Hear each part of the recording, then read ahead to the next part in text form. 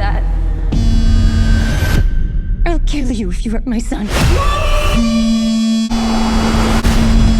So, how's this date going?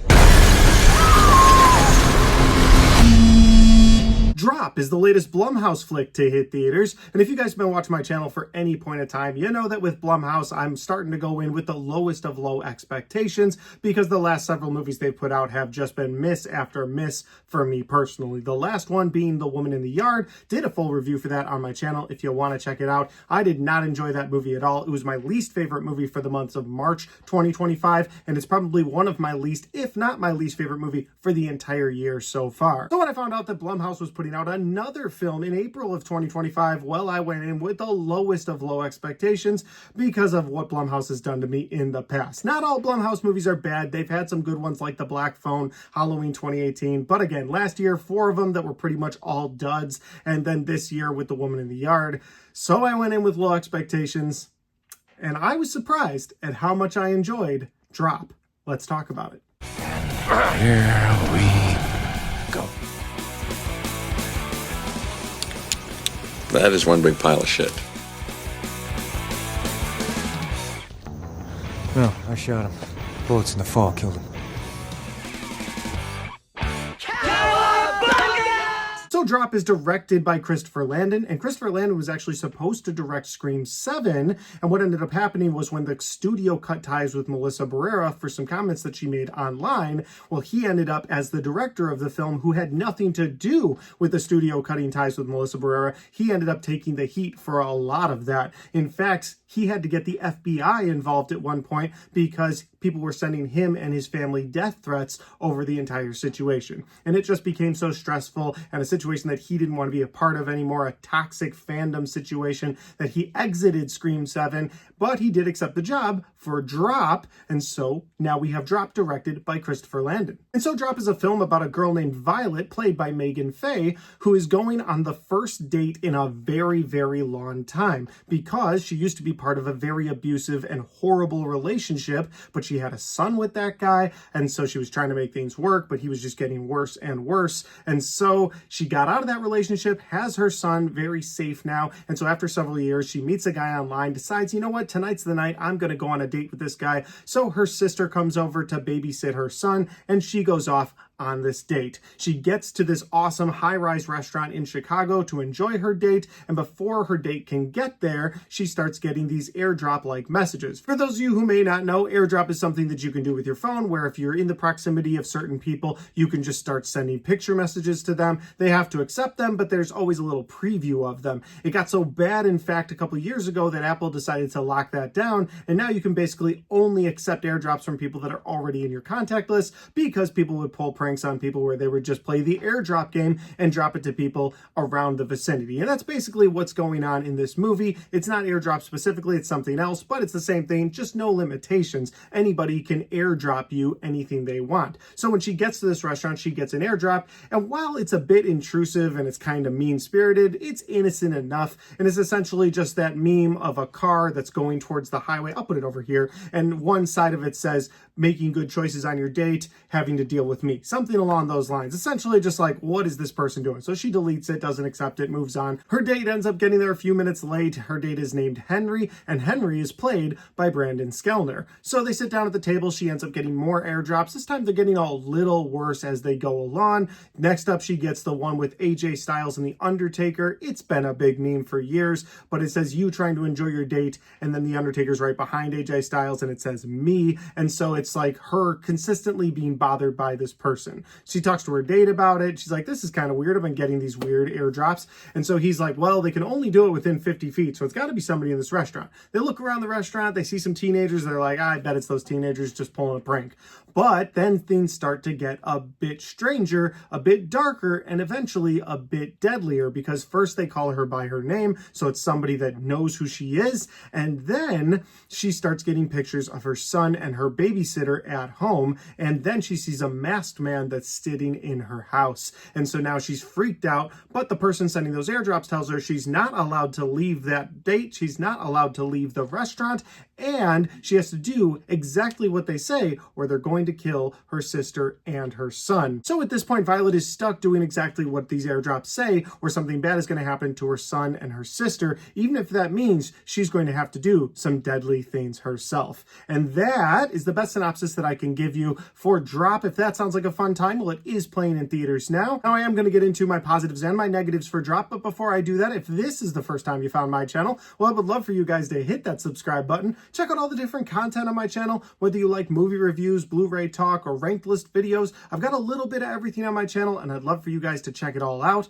I've even got a Final Destination and a Mission Impossible review series going right now. Those review series are going to lead all the way up to the release of both Mission Impossible 8 and Final Destination 6. I'm very excited about those. Hope you guys have had a chance to check out the ones that have already dropped, and there's more coming very soon. All right, let's get into my positives and my negatives for Drop. My first positive is going to be the over-the-top waiter, adding a little bit of levity to the movie as you go along. And the reason why I made this my first positive is that based on everything I already told you in the synopsis, there's not a lot of comedy in this film. There's not a lot of ha-ha moments in this film because it's a very serious situation, whether it's the domestic abuse that she's dealing with and kind of having flashbacks with throughout the film, or it's just the situation she's in now where she's basically locked at this table with this stranger that she's trying to go on a first date with because of the airdrops that are coming to her phone. And so because of all that, there's not a lot of moments of levity for you, the viewer, but you do get some in the waiter that's coming to their table.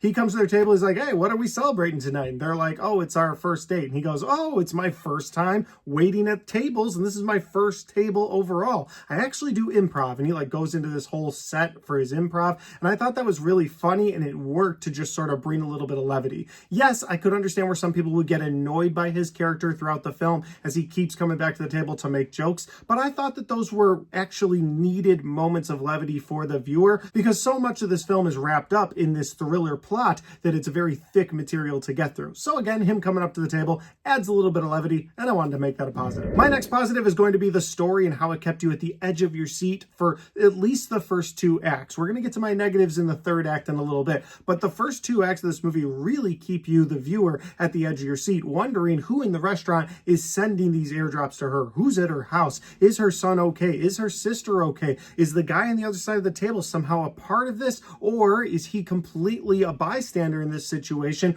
What is going on? And they were just able to ramp those thoughts up over and over again in this film till it gets to a boiling point in the third act. And so the tension they were able to build throughout this film, the thriller element, the whodunit in the restaurant aspect of this movie, all of that worked for me, and I thought the story they were able to tell to keep you at the edge of your seat was done really well. My next positive for this movie is going to be how they dealt with the domestic abuse situation, because obviously domestic abuse is never going to be a positive of mine. You never want it to happen in real life. You never want it to be portrayed on screen, but if you're going to portray it on screen, I like the way that they portrayed it in flashbacks, little glimpses. It never stuck with you too much in the theater where it weighed the whole movie down. You had these moments where she was crawling on the floor at the very beginning of the movie, crawling away from somebody, and in that moment you feel so bad for her character, but then it'll cut to her life now and her date that she's on, and then throughout the film it'll sort of flash back to those moments, and they can be tense and they might be too much for some people because of the domestic abuse. However, I thought that all of those scenes, the way they were spliced into this film, it was done really well in that it never fully weighed you completely down. It really just made you understand why her character would stay at that restaurant, why she cares about her son's life so very much, why she cares about the world around her, and why she's so closed off. And the first time that she decides, you know what, I'm gonna go on this date with this guy, this is what happens to her. It's almost like she was justified over the years to not go out of her house, not go on dates with other people. And so I feel like you're able to understand her character a little better because of the way they spliced in those domestic violence scenes. And my final two positives for this film have to do with the way the film is shot. And so my first positive on the way it was shot is that it's very single location. She's not allowed to leave this high-rise restaurant. So while you get some flashbacks throughout the film, and while you get some shots of her house, and then in the third act, they really do more shots in her house. But for the majority of this film, it's a one-location film where she's at this restaurant. Of course, that means you're going to have some characters to sort of keep things going. We already talked about the waiter. You know Henry's on the other side of the table with Violet, but around the restaurant, there's other key people that sort of help keep things interesting. There's a piano player that might be a suspect in all all of this. He's kind of creepy at the beginning of the film. There's an old man character who's a very nice guy at the beginning of the film, but again, because she doesn't know who this is, nobody's off the table. There's a guy that she bumps into twice in this film, and both times she has little mini conversations with him. He tells her he's waiting on his sister to arrive, but she doesn't seem to arrive throughout the film, and so Violet's sitting there going, okay, this guy keeps staring at me, his sister's not here, that seems like a weird story anyway, so I think this guy might be it. Then there's the bartender. So my point is there's a lot of characters that sort of ramp things up in this and keep that single location fresh. Yeah, she may leave the table, go into the bathroom, and so you follow her into the bathroom, but for the most part, it's this single location film, and I really like that they were able to keep the film fresh, keeping it in one location. And the other positive I have connected to the filming aspect of this movie were some isolated shots that I thought were really cool. And to give you an idea of what these isolated shots were, essentially, yes, you have a lot of commotion going on in this restaurant, in this single location, but when one character needed to be singled out, whether it was Violet or someone else in the restaurant,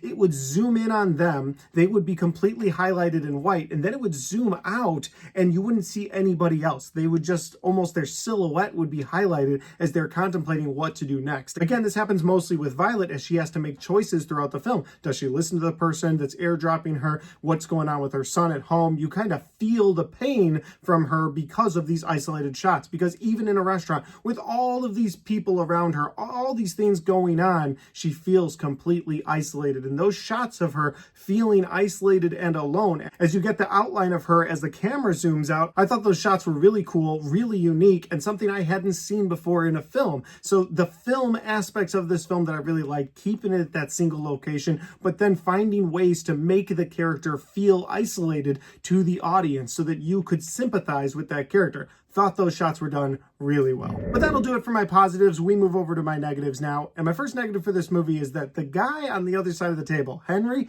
he put up with so much during this movie that nobody realistically would put up with. Because one of the things that the person airdropping Violet tells her is that he can't know anything going on her phone. He can't be aware of anything. And so she has to do some things during this film to keep him at that table, but also she has to go to the bathroom a couple times to get instructions. She has to do things at the bar at one point. She has to stop and talk to strangers at one point. Hell, at one point she sits down for a meal at another table, and this guy a couple of times is like, I think I'm out of here, but then she finds a way to make him stay, and that just sort of got repetitive and kind of irritating for me, the viewer. So while some of the elements of this movie really worked for me, the story overall, Violet's story in particular, worked for me, that aspect didn't, because no sane person would have stayed at that table. I don't care how pretty the girl is on the other side of the table. She kisses him at one point to keep him there. All right, I could see that working once, but 2-3 times, you're like, all right, dude, just leave. She clearly is distracted by her phone. She's clearly distracted by her son at home. She's clearly distracted by the guy at the bar. She's handed out a 20 to the piano player for something that he does at one point. You're just like,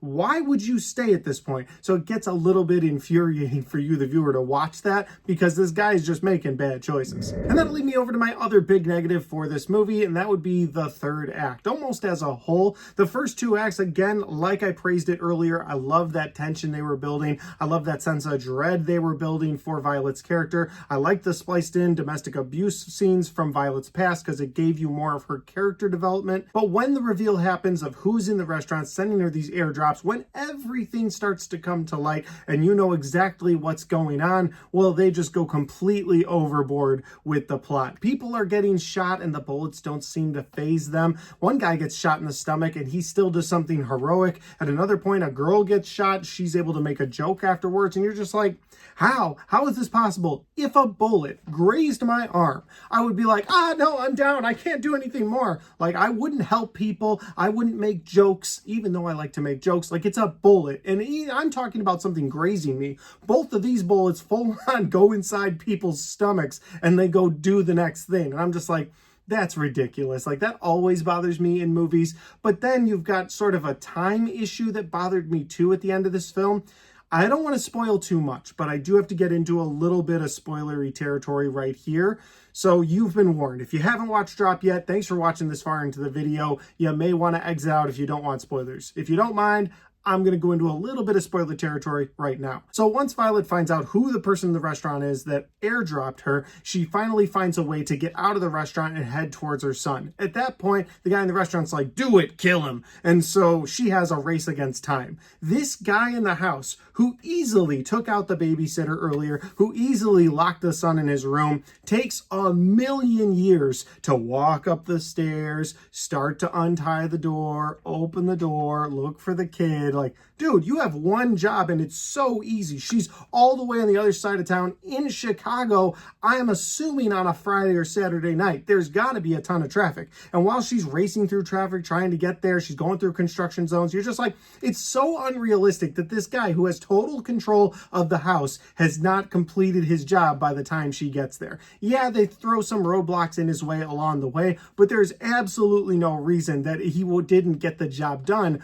before Violet gets there to try and save the day. Now that is the spoilery thing I want to talk about. That bothered me. I thought the movie could have done something else in order to avoid those events from happening, or at least feeling like this guy's not really on a time crunch. Like, he doesn't realize how dire this situation is. She's on the way to the damn house, but he's just taking his time. That bothered me. But honestly, those are my only negatives for Drop. I had a really fun time with this movie. And overall, I would say that if you're a fan of thrillers that like to build tension throughout the film, or whodunits throughout a film, I think you'll enjoy this movie. I think you should go check it out in theaters. That said, I don't think it'll have very much rewatchability for me personally. I don't think it's a movie I'd put on for friends down here in the movie room. I don't think it's a film that I would go back to like, oh, I gotta watch this again for some things that I missed the first time.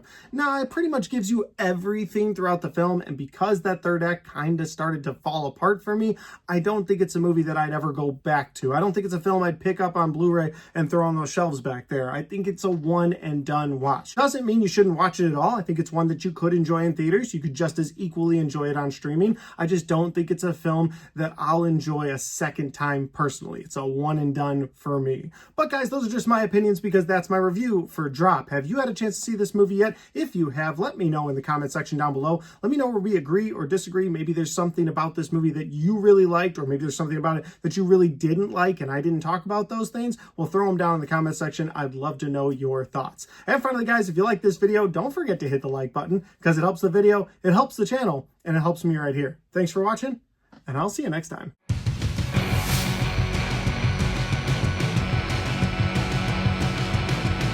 Alright guys, we got to the end of my Drop review. Hope you guys enjoyed this video. It was a fun movie to watch in theaters with my wife on a date night. It was interesting. We're watching a date night movie while on a date night. And then afterwards we went to Hooters, we got some wings. It was a good time. But that said, if you want to check out any of the other content on my channel, well, I've got all of my best and worst of 2025 right there. And I've got all of my 2025 movie reviews right there.